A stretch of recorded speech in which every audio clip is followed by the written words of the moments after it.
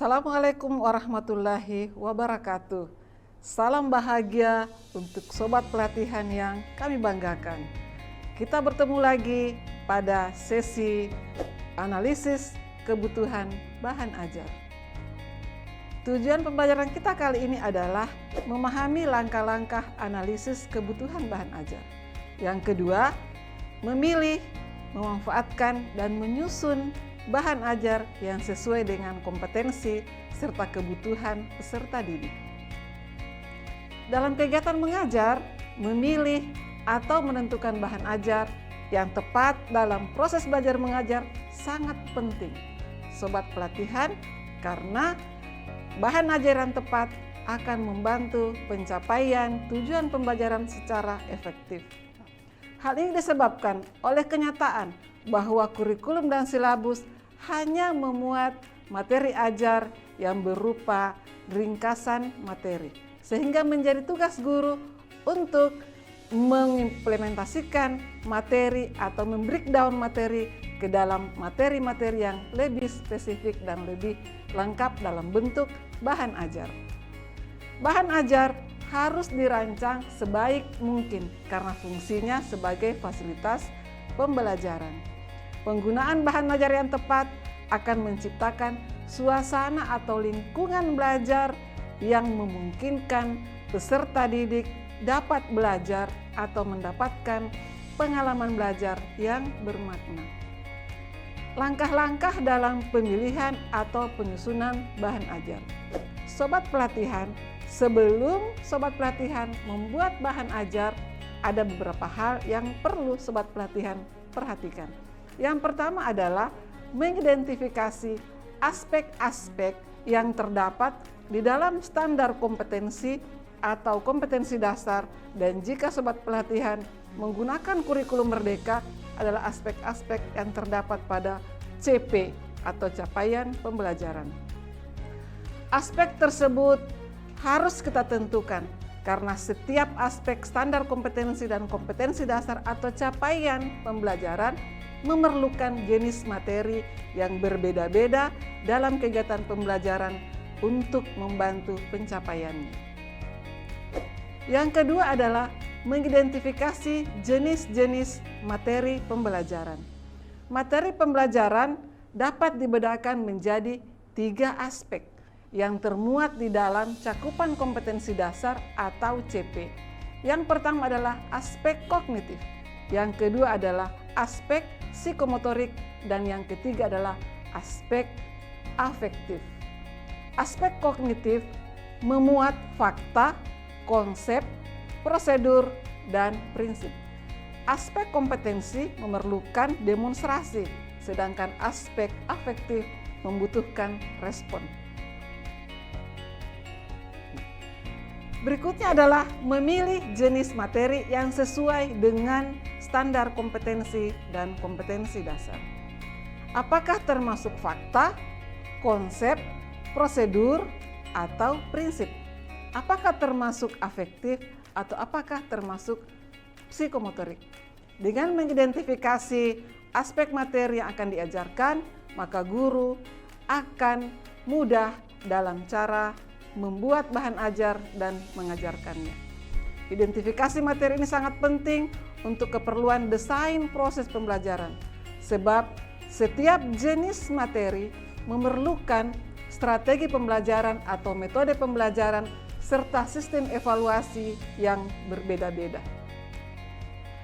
Cara yang paling mudah untuk menentukan jenis materi pembelajaran yang akan diajarkan adalah dengan mengajukan pertanyaan tentang kompetensi apa yang harus dikuasai oleh siswa. Contohnya adalah seperti berikut ini.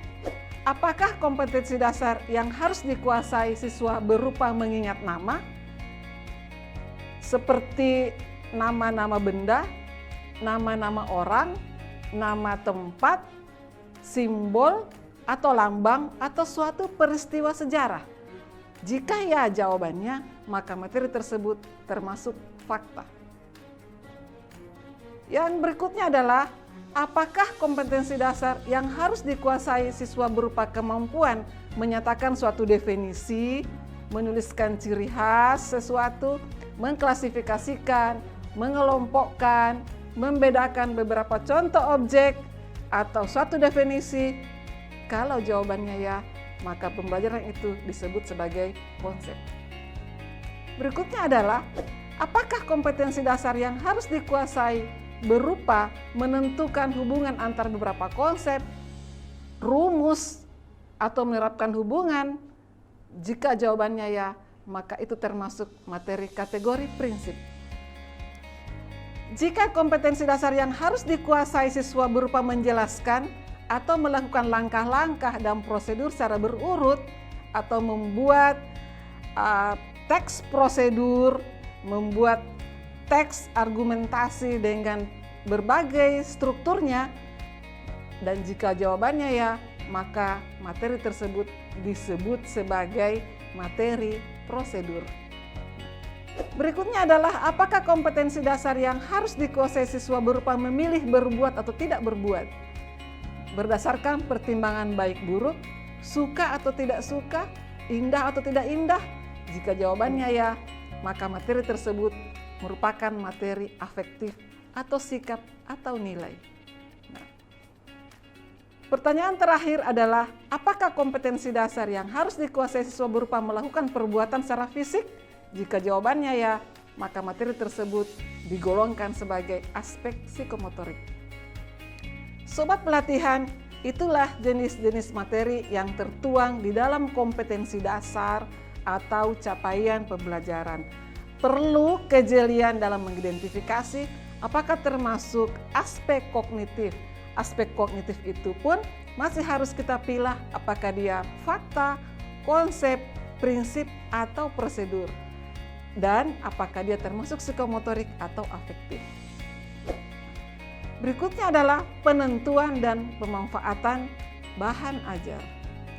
Sobat pelatihan, sumber bahan ajar banyak tersedia di sekitar kita. Kita tinggal memanfaatkannya saja. Tetapi jika Bapak Ibu ingin membuat bahan ajar berdasarkan sumber-sumber bahan ajar tersebut, tentu akan lebih baik. Bapak Ibu dapat membuat bahan ajar dengan menggunakan referensi sumber-sumber bahan ajar, baik dari buku teks, internet, lingkungan, dan lain-lain sebagainya. Tapi dapat juga menggunakan sumber bahan ajar secara langsung dengan mendownload video-video pembelajaran di internet. Pilihlah bahan ajar yang relevan dengan standar kompetensi yang Bapak Ibu akan sampaikan. Yang sudah teridentifikasi materinya, sudah spesifik sehingga bahan ajar yang kita gunakan benar-benar dibutuhkan dalam proses pembelajaran dan membantu sobat pelatihan dalam pencapaian tujuan pembelajaran secara efektif. Bahan ajar yang baik diharapkan dapat memotivasi peserta didik untuk membaca. Dalam hal ini dapat membantu peserta didik meningkatkan kemampuan literasi membaca dan pemecahan masalah serta berpikir kritis. Bahan ajar juga dapat membantu siswa dalam mengerjakan tugas-tugasnya serta menimbulkan rasa ingin tahu peserta didik untuk mengeksplorasi lebih lanjut tentang topik yang akan dipelajarinya. Jika sobat pelatihan hanya memanfaatkan sumber bahan ajar yang ada di sekitar kita, maka ada beberapa hal yang penting untuk diperhatikan. Pertama adalah, mulailah dari yang mudah untuk memahami yang sulit, dari yang konkret untuk memahami yang abstrak. Siswa akan lebih mudah memahami hal-hal yang konkret sebelum memahami hal-hal yang abstrak. Misalnya, untuk menjelaskan tentang pasar, maka mulailah dengan menghantar siswa menjelaskan tentang pasar yang ada di sekitar lingkungan belajar siswa. Kegiatan ini dapat didukung dengan penggunaan bahan ajar video, di mana terjadi interaksi atau aktivitas kegiatan di pasar. Jika bahan ajar video tidak bisa kita adakan, maka kita bisa menggantinya dengan gambar sebagai salah satu alternatif. Yang kedua adalah pengulangan akan memperkuat pemahaman. Dalam pembelajaran, pengulangan sangat diperlukan untuk memperkuat pemahaman. Dalam prinsip kita sering mendengar pepatah yang mengatakan bahwa 5 kali 2 lebih baik daripada 2 kali 5. Itu artinya sama, maksudnya sama. Sesuatu informasi yang diulang-ulang itu lebih berbekas pada ingatan siswa. Namun pengulangan penulisan bahan ajar harus disajikan secara tepat dan bervariasi sehingga peserta didik tidak bosan dalam menggunakannya. Yang ketiga adalah umpan balik positif akan sangat memberikan penguatan terhadap pemahaman siswa. Seringkali kita menganggap remeh dengan memberikan respon yang sekedarnya kepada hasil kerja siswa.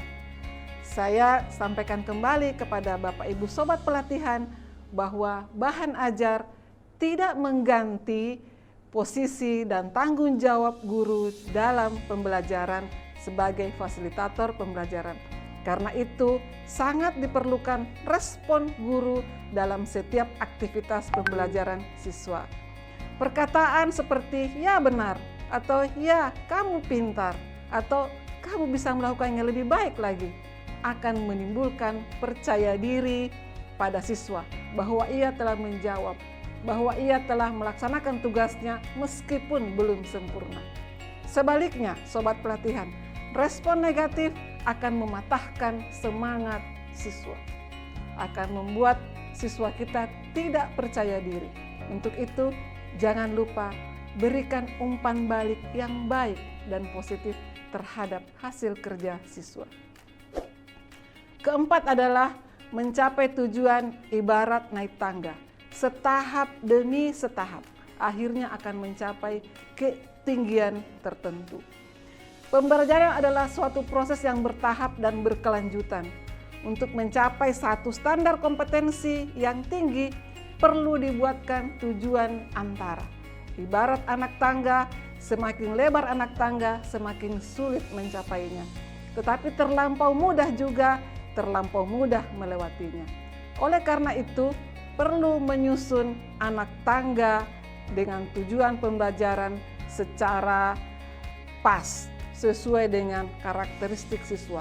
Dalam bahan ajar, anak tangga tersebut kita rumuskan dalam indikator-indikator pencapaian kompetensi pembelajaran yang kita bisa uraikan menjadi beberapa indikator. Sobat Pelatihan, jika ingin menyusun bahan ajar, kalau tadi kita hanya memanfaatkan, sekarang kita menyusun bahan ajar. Apa yang harus kita perhatikan? Yang pertama adalah aspek isi. Dalam membuat bahan ajar, pastikan sesuai dengan kurikulum yang berlaku. Nah, Sobat Pelatihan, sekarang ini Sobat Pelatihan menggunakan 2 kurikulum. Pertama kurikulum 2013 dan yang kedua kurikulum Merdeka. Jadi aspek isinya harus disesuaikan dengan kurikulum yang berlaku. Jika menggunakan kurikulum 2013, menggunakan permen terkait dengan kurikulum 2013. Jika menggunakan kurikulum Merdeka, pergunakan aturan-aturan terkait dengan kurikulum Merdeka. Yang kedua, materi itu harus spesifik, akurat dan mutakhir, bukan materi yang sudah kadaluarsa atau tidak up to date. Yang ketiga, tidak mengandung makna yang bias. Aspek kedua yang harus diperhatikan dalam penyusunan bahan ajar adalah aspek metode pembelajaran. Penyusunan bahan ajar menyajikan bahan atau contoh yang nyata dan konkret, kemudian mengarah ke yang abstrak.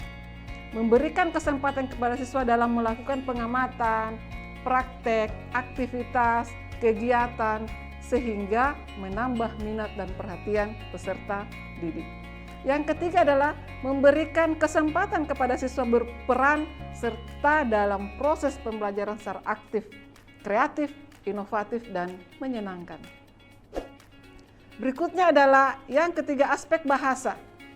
Aspek bahasa sangat penting kita perhatikan dalam penyusunan bahan ajar. Yang pertama adalah kemudahan membaca atau keterbacaan bahan ajar.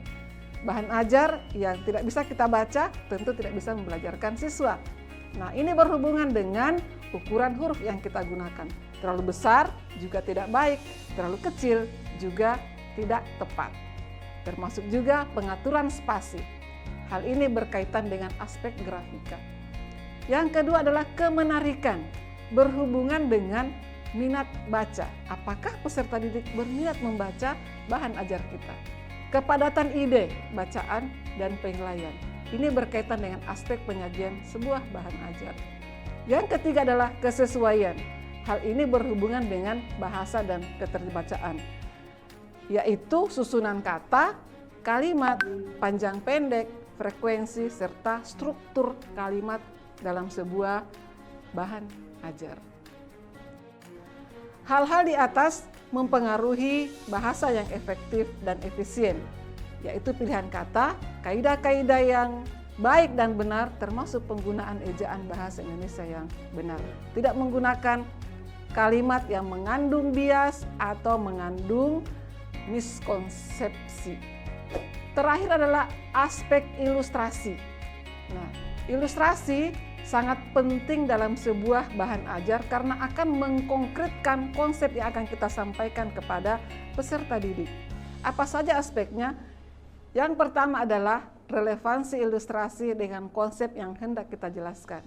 Yang kedua, ketepatan dan kesesuaian ilustrasi. Yang ketiga, warna. Warna jangan terlalu banyak karena akan mengganggu pandangan dan penglihatan peserta didik. Komposisi warna yang tepat akan sangat membantu peserta didik dalam memahami sebuah ilustrasi. Berikutnya adalah penempatan ilustrasi. Ditempatkan sedekat mungkin dengan kompetensi yang akan kita sampaikan atau yang akan kita jelaskan kepada peserta didik. Dan jika ada peta, tabel, grafik, harus sesuai dengan teks, harus akurat dan sederhana. Di samping unsur-unsur di atas, kita masih mengenal juga adalah unsur grafika. Ini berkaitan dengan unsur cetak-mencetak. Jika Bapak Ibu menggunakan bahan ajar teks berupa buku, tentu hal-hal yang kita perhatikan pertama adalah desain buku. Nah, buku harus didesain sesederhana mungkin, memiliki cover sebagus mungkin dengan tujuan agar peserta didik tertarik untuk membacanya dengan judul yang juga tentu menarik. Yang kedua adalah kertas dan ukurannya. Nah, apakah menggunakan kertas yang ukuran folio atau yang lebih kecil dari ukuran folio? Termasuk juga adalah tebal tipisnya buku sangat menentukan minat baca peserta didik.